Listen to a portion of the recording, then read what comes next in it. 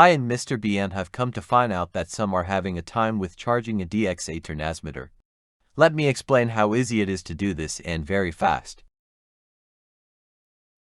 Hi Mr. B, I can seem to charge my DX8. I can find out where to plug the stock charger in to do so. Can you help me out on this? Hi Chris, and I was just going to make a short video on how to do just that. Great. I came in just in time. I'm all ears. Okay, to start with, you take your transmitter in hand and flip your transmitter to where you have access to the battery compartment on the back side of your transmitter. Okay, got it.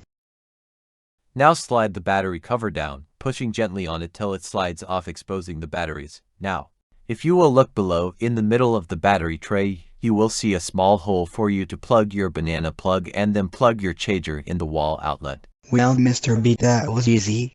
Thanks again. It's okay. Glad I can help. Just remember, if you need help and I can help you, I will. Just glad you are not the only one that has this problem. We all start somewhere. Thanks, see you next time Mr. B.